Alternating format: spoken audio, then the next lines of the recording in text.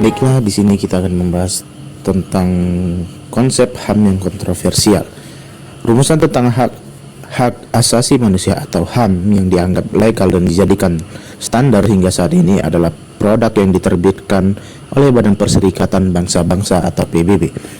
HAM yang hanya terdiri dari 30 pasal itu ternyata belum dapat mengakomodasi keinginan serta kepentingan semua bangsa-bangsa di dunia yang amat beragam latar belakang budaya dan agamanya.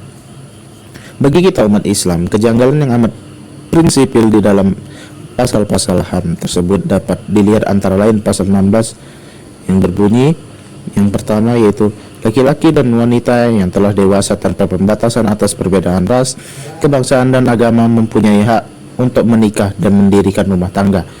Mereka mempunyai hak yang sama di dalam pernikahan selama pernikahan masih berlangsung dan waktu perceraian. Yang kedua, pernikahan dianggap telah terjadi hanya dengan persetujuan yang bebas sepenuhnya dari kedua pihak calon mempelai. Substansi dari pasal ini jelas-jelas bertentangan dengan ajaran Islam yang tidak memperbolehkan perkawinan dua jenis manusia yang berbeda agama antara muslim dengan non-muslim. Sedangkan ayat 2 dari pasal tersebut membuka peluang bagi pernikahan tanpa wali dan saksi sebagai persyaratan wajib atau rukun yang tidak boleh diabaikan dalam sebuah akad nikah. Dengan adanya kontroversial inilah, maka tidak semua negara yang tergabung dalam Perserikatan Bangsa-Bangsa atau PBB dapat menerima konsep-konsep HAM itu secara totalitas. Lebih-lebih lagi negara-negara muslim dan yang menjadikan Al-Quran dan hadis sebagai dasar negaranya. Nah, selanjutnya itu ada hak asasi manusia dalam pandangan Islam. Manusia adalah makhluk Allah yang paling sempurna. Kesempurnaan manusia tidak hanya dilihat dari segi fisik atau jasmani, tetapi juga rohani. Di dalam Al-Quran disebutkan bahwa amanah itu pada mulanya ditawarkan kepada langit, bumi, dan gunung-gunung. Namun karena mereka merasa tidak mampu memikulnya, lalu tampillah manusia untuk memikulnya. Quran Surah Al-Ahzab ayat 72. Pernyataan Allah ini mengandung makna metaforik yang pada hakikatnya menunjukkan supremasi atau keunggulan manusia atas makhluk-makhluk lain. Hal ini disebabkan antara lain, yang pertama itu manusia adalah makhluk Tuhan yang dilengkapi dengan akal sebagai instrumen pembeda antara baik dan buruk, yang bermanfaat dan yang mendatangkan mudarat kepada diri dan lingkungannya. Hal ini tidak diberikan kepada hewan atau binatang. Yang kedua itu dari segi kejadian atau penciptanya. Manusia dinyatakan sebagai ahsan takwin atau ciptaan terbaik. Kata ahsan itu menunjukkan kepada konstruksi bentuk tubuh atau fisik dan juga segi rohaninya. Yang ketiga itu dari sekian macam dan jenis makhluk ciptaan Allah, hanya manusialah satu-satunya makhluk yang ditetapkan sebagai khalifah Allah di bumi ini, atau khalifatul fil ard, dalam Quran surah Al-Baqarah ayat 30. Nah, jadi HAM atau hak asasi manusia ini dalam pandangan Islam adalah hak-hak dasar yang diberikan Allah kepada manusia itu sendiri, seperti kebebasan, persamaan, perlindungan, dan sebagainya.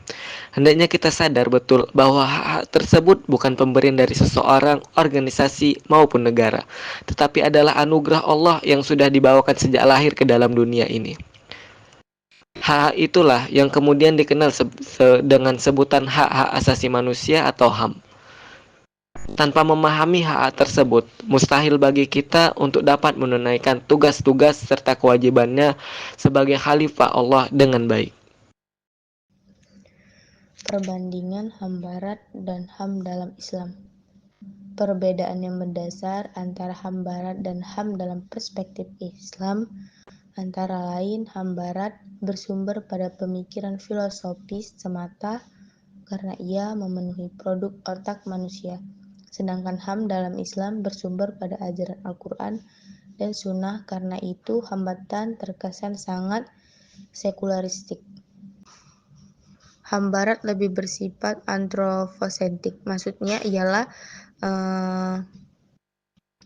manusia yang menjadi fokus utama, dilihat sebagai pemilik sepenuhnya hak tersebut, maka pertanggungjawaban dalam menegakkan HAM lebih terpijak, serta perorientasian kepada nilai-nilai kemanusiaan semata. Sedangkan HAM di dalam Islam bersifat teosentrik.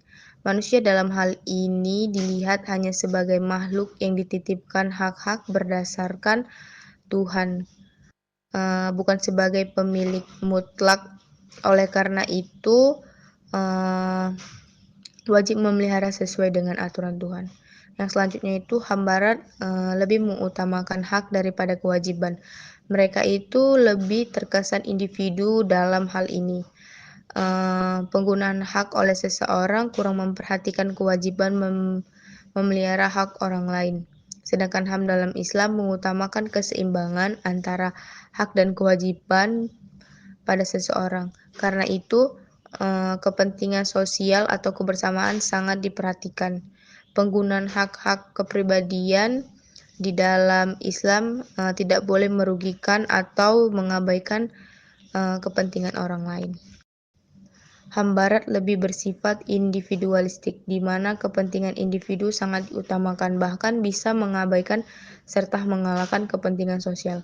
Sedangkan HAM dalam perspektif Islam, selain melindungi kepentingan individu, juga menjaga kepentingan sosial secara berimbang.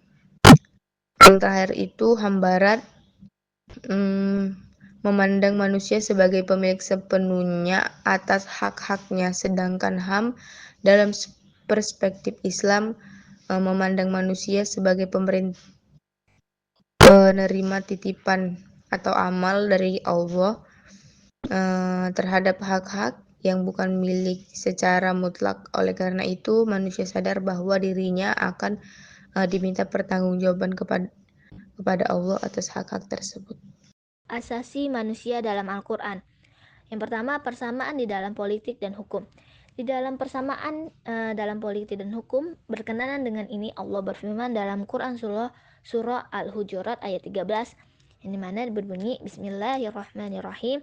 Ya ayuhan nasu inna khalaqnakum min dzakari wa unsa wa ja'alnakum syu'uban wa qabaila lita'arafu Inna akramakum indallahi atqakum innallaha alimul khabir. Yang artinya, hai manusia, sesungguhnya kami menciptakan kamu dari seorang laki-laki dan seorang perempuan dan menjadikan kamu berbangsa-bangsa dan bersuku-suku supaya kamu saling mengenal. Sesungguhnya orang yang paling mulia di antara kamu di sisi Allah hanyalah orang yang paling takwa di antara kamu. Sesungguhnya Allah Maha mengetahui lagi Maha teliti. Ayat ini menjelaskan bahwa kedudukan manusia di sisi Allah adalah yang sama. Yang membedakan di antara mereka hanyalah kualitas dan ketakwaannya. Sehubungan dengan ini, Islam tidak membenarkan tindakan diskriminatif antara manusia yang didasarkan pada suku, bangsa, ras, warna, kulit, pangkat, maupun jabatan dan sebagainya. Sesungguhnya demikian, ini bukan berarti bahwa Islam tidak mengakuinya adanya kelebihan antara seseorang dan yang lain, seperti kelebihan-kelebihan dalam bidang ilmu, harta, keahlian, dan keterampilan. Yang kedua itu hak berekspresi dan mengeluarkan pendapat. Terkait dengan ini, Allah berfirman dalam Quran surah Ali Imran ayat 104 yang berbunyi Bismillahirrahmanirrahim. Walan takum minkum ummatu yad'una ilal khairi wa ya'muruna bil ma'rufi wa yanhauna 'anil munkar wa ulaika humul muflihun. Yang artinya, dan hendaklah ada di antara kamu segolongan umat yang menyuruh kepada kebajikan, menyuruh kepada yang ma'ruf dan mencegah dari yang mungkar. Merekalah orang-orang yang beruntung. Yang ketiga yaitu hak berpartisipasi dalam politik dan pemerintah. Di dalam Islam, setiap keputusan yang menyangkut kepentingan bersama harus diambil dengan jalannya musyawarah. Termasuk ini juga dalamnya perihal pengangkatan seorang pemimpin, kehendak rakyat atau anggota masyarakat hendaklah dijadikan dasar bagi kekuasaan pemerintah. Allah juga berfirman dalam Quran surah Asy-Syura ayat 38, "Walladzina istajabu li rabbihim wa aqamus shalah wa amruhum syura bainahum wa mimma razaqnahum yunfikun." Yang artinya, dan bagi orang-orang yang menerima atau mematuhi seruan Tuhannya dan mendirikan sholat, sedang urusan mereka atau diputuskan dengan musyawarat antara mereka, dan mereka menafkahkan sebagian dari rezeki yang kami berikan kepada mereka. Yang keempat, hak wanita sederajat dengan pria atau persamaan. Al-Quran banyak sekali berbicara mengenai hak kaum wanita. Bahkan, hak-hak wanita yang ditegaskan oleh Al-Quran itu sebagian besar tidak pernah diperoleh kaum wanita dalam sejarah hidupnya sebelum Al-Quran diturunkan, terutama seperti yang dialami oleh kaum wanita zaman jahiliyah atau pra-Islam. Di sini berikut penjelasan Al-Quran dan hadis mengenai hak wanita, yaitu Quran Surah An-Nisa ayat 34, yang dimana ayat ini menyiratkan perintah agar senantiasa memberikan perlindungan serta kebutuhan-kebutuhan kepada wanita atau istri pada cara persuasif dan edukatif. Seorang suami tidak boleh mencari-cari dalih untuk menyusahkan istrinya ketika ia sudah menyadari kesalahan dan kembali ke jalan yang benar. Jadi, hak istri bukan hanya sebatas nafkah, tapi juga perlindungan jiwa dan pendidikan ketika kondisi jiwanya dalam keadaan labil dan cenderung menyimpang dari kebenaran. Yang kedua, hak untuk memperoleh nafkah. Dalam Quran Surah At-Talaq ayat 6. Ayat ini menjelaskan hak-hak perempuan atau istri berupa nafkah dan tempat tinggal yang layak dan sesuai dengan kemampuan suami, meskipun ia sudah ditalak dan kondisinya dalam keadaan hamil. Apabila ia sudah melahirkan, ia berhak memperoleh nafkah atau biaya dari mantan suaminya untuk memelihara anaknya. Hal ini harus dilaksanakan dengan jalan musyawarah. Ayat ini juga sekaligus memberi petunjuk kepada kita bahwa putusnya hubungan perkawinan tidak boleh membuat putusnya hubungan silaturahim antara seseorang dan mantan istrinya atau sebaliknya. Yang ketiga yaitu hak untuk memperoleh bagian harta warisan. Dalam Quran Surah An-Nisa ayat 7, ayat ini menjelaskan bahwa perempuan berhak memperoleh bagian tertentu dari harta peninggalan kedua orang tua dan kerabat-kerabat yang lain. Pernyataan Allah ini sekaligus menghapus tradisi untuk menerima bagian dari peninggalan suaminya. Di dalam tradisi masyarakat jahiliyah, perempuan janganlah berhak menerima harta warisan suaminya. Bahkan tidak jarang terjadi dirinya hanyalah yang dijadikan sebagai warisan dari suaminya untuk laki-laki lain. Lalu yang keempat, hak untuk berusaha dan memperoleh hasil usahanya. Allah berfirman dalam Quran Surah An-Nahl ayat 97. Ayat ini menjelaskan bahwa perempuan mempunyai hak untuk berusaha dan menerima hasil dari usahanya guna mendapatkan kehidupan layak serta pahala. Jadi berdasarkan ayat ini, pendapat sebagian orang yang mengatakan bahwa tugas perempuan hanya di dalam rumah adalah tidak benar dan tidak punya alasan yang tidak dipertanggungjawabkan menurut syariah. Yang kelima itu hak untuk memilih pasangan.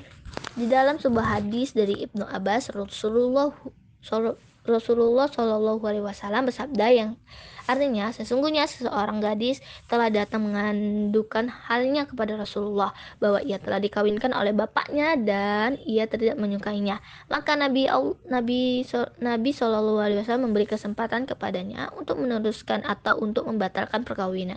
Hadis riwayat Ahmad, Abu Daud, Ibnu Majah, dan Daruqutni. Dari hadis ini dapat dipahami bahwa betapa Rasulullah Shallallahu Alaihi Wasallam menjunjung tinggi hak asasi wanita dalam menentukan pasangan hidup atau jodohnya. Sebab rumah tangga dapat berdiri dengan kokoh apabila dibina atas dasar cinta dan kasih sayang antara suami dan istri. Yang kelima, hak kebebasan memilih agama. Sehubungan dengan kebebasan memilih agama dan kepercayaan, Allah berfirman surah Al-Baqarah ayat 256. Ayat ini menjelaskan bahwa masalah menganut suatu agama atau kepercayaan sepenuhnya diserahkan kepada manusia itu sendiri untuk memilihnya. Menganut suatu agama atau kepercayaan tidak boleh ada pemaksaan dari pihak manapun karena antara jalan yang benar dan jalan yang salah sudah sedemikian jelas perbedaannya. Di dalam Islam kita hanya diperintahkan untuk berdakwah yang tujuannya menyuruh, mengajak, dan membimbing seorang kepada kebenaran. Yang keenam yaitu hak dan kesempatan yang sama untuk memperoleh kesejahteraan sosial. Dengan ini dalam Quran Surah Al-Baqarah ayat 29 yang dimana menjelaskan ayat ini menjelaskan menjadi dasar bahwa setiap orang mempunyai kesempatan yang sama untuk memenuhi kebutuhan hidupnya dan apa yang sudah disiapkan Allah di permukaan bumi ini. Namun ini bukan berarti bahwa seseorang boleh mengambil secara sembrono saja tanpa memperdulikan aturan-aturan ada. Islam mengajarkan kepada umatnya untuk mendapatkan rezeki yang halal dan yang baik. Yang terakhir yaitu hak kebebasan bertempat tinggal dan mencari serta memberi suaka. Dalam perspektif Al-Quran, hak dan kebebasan bertindak dan mencari serta memberi suaka tersebut antara lain dinyatakan dalam Quran Surah An-Nisa ayat 97. Di sini dijelaskan bahwa seseorang mukmin tidak boleh membiarkan dirinya ditindas atau dianiaya orang lain di negerinya sendiri. Dia harus menghindar dari pengayaan itu ke negara lain yang lebih aman. Selanjutnya, umat muslim juga berkewajiban memberikan perlindungan terhadap non-muslim yang bertempat tinggal di negeri mereka sepanjang mereka tidak mengganggu.